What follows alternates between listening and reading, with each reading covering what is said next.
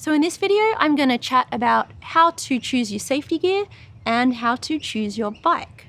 So there are two quotations that float around. The first one is dress for the slide and not the ride. And the second one is all of the gear all of the time. And I do subscribe to both of these.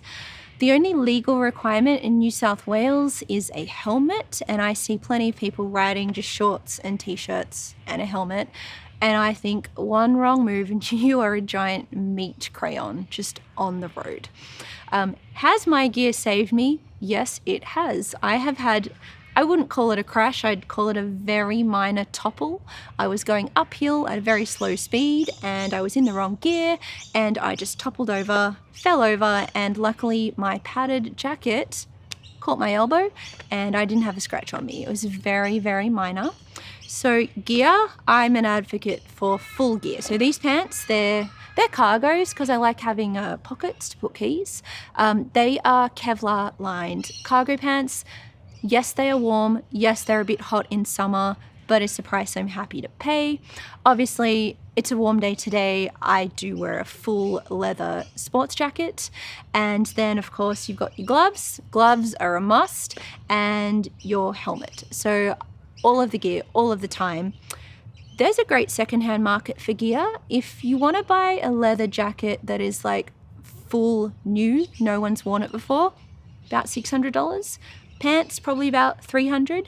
Helmet can go anywhere between $150 and $1,000 plus. Gloves can start at $50 or $100 and just go up from there. However, if you just hop on like eBay or Facebook Marketplace, people are flogging their stuff for like $20, for $50. So you can get started quite easily and quite cheaply, which is really great because the licensing requirements, they're quite cheap as well. Now, on to the bike. So here in New South Wales, we can only choose from learner-approved bikes. So these are bikes with a lower engine capacity because obviously you're not allowed to just get on a 1000cc bike like a Yamaha R3 and just like run yourself into a wall at full speed. No, you must choose from a list of learner-approved bikes. Luckily, the list is quite long. There are a lot of options. So some of the popular bikes include the Honda 125 that you learn on in your pre-learner and pre-provisional courses. 125 is quite a small engine, so a lot of people want more. There's a Kawasaki Ninja, which I think is about 400cc. A lot of people love this one. I don't personally love lime green, and like all of their stuff is lime green, so I'm like, no thanks, not for me. A KTM, the Duke, is another one, but again, those bikes are orange and I do not enjoy orange as a color. You've got some great Suzuki options just in like black. And then you've got Yamaha, which is obviously where my allegiance was always going to be. So I was caught between two options. There was the Yamaha MT-03, which is a 300cc, and then the Yamaha R3, which is also a 300cc engine. So the difference between these, one is what's called a naked bike. It sits quite upright, and this is a sports bike. So it sits a little bit further forward, and it is covered in fairings. It really came down to the look and the feel. So the MT-03, I quite liked it. It was teal like this, but it was on a base of charcoal grey, and that was the upright bike. It had quite a low seat, which was great because at 5'8", I'm just a little bit shorter than the average 5'11" dude that these bikes are made for.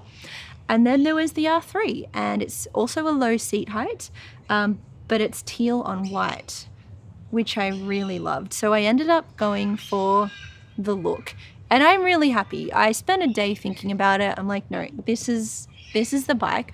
I realized a day later that it does look like toothpaste with the like white and the teal green, teal blue, but that's okay.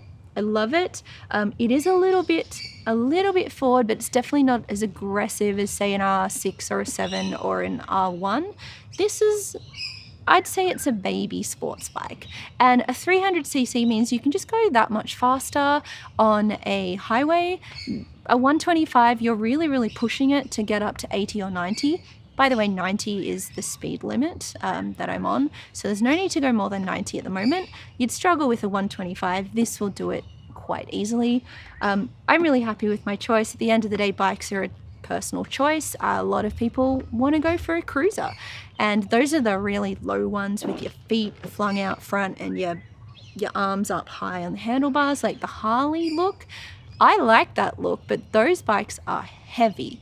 So I thought, right, given that I'm new and I'm probably going to tip the bike over at some point, I think I need a light bike, one that I can actually pick up myself. This is a light bike at 169 kilograms, right? So a cruiser could be like double that. I love the look, but they're slow, they're heavy. So I decided to start on this. I might want to try a naked bike next time, or maybe I want to try a cruiser. There are a bunch of different bikes you can try, but this one, it could be one I keep for a really long time, or it could be one that I sell once I'm off my P license and onto my full license, because once you're on your fulls, you can get any bike, which is a little bit scary. I don't think I'm going to go running to a 1000cc anytime soon. In my next video, I think I'm going to chat a little bit about being fearful and new and anxious on the road as a brand new rider.